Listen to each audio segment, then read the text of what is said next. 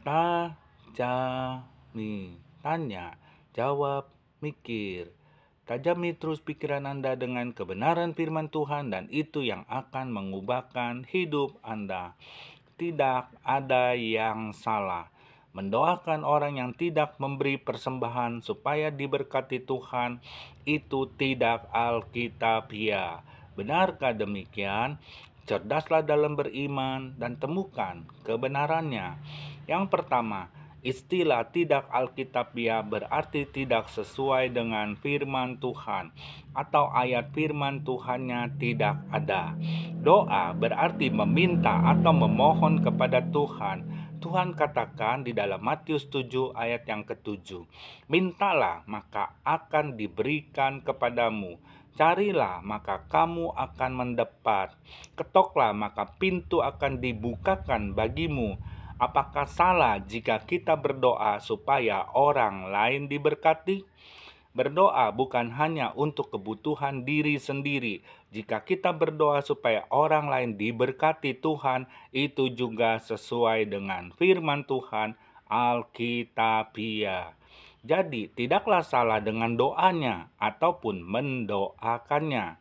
Yang kedua, yang tidak alkitabiah adalah menyampaikan firman Tuhan hanya berfokus pada satu ayat saja dan tidak membandingkan dengan ayat lainnya di dalam firman Tuhan yang saling melengkapi kebenarannya, sehingga apa yang disampaikan itu jelas salah dan menyesatkan. Yang ketiga, betul siapa yang memberi sudah pasti akan diberkati Tuhan. Tanpa didoakan pun sesuai dengan hukum Tuhan, tabur tuai akan terjadi. Karena yang memberkati kita Tuhan, bukan manusia atau bukan karena doa-doa kita. Yang keempat, janganlah membuat kebenaran sendiri yang tidak memberi, tidak akan diberkati Tuhan. Sedangkan orang jahat dan orang baik Tuhan terbitkan matahari dan berikan hujan. Artinya semua orang berhak untuk diberkati Tuhan.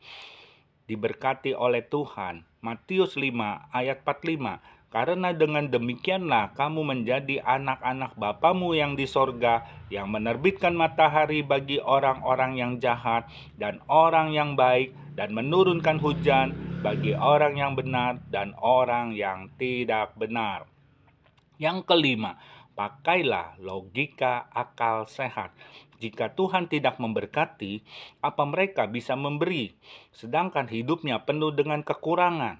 Istilahnya, bisa makan saja sudah, puji Tuhan.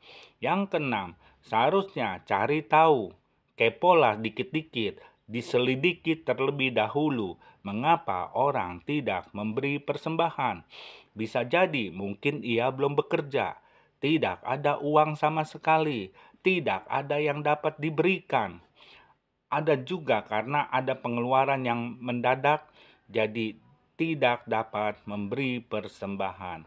Yang ketujuh, Tuhan bukan hanya memberkati orang-orang yang memberi, akan tetapi Tuhan juga memberkati kita yang mau berdoa supaya orang-orang diberkati Tuhan, sehingga mereka bisa memberi persembahan kepada Tuhan.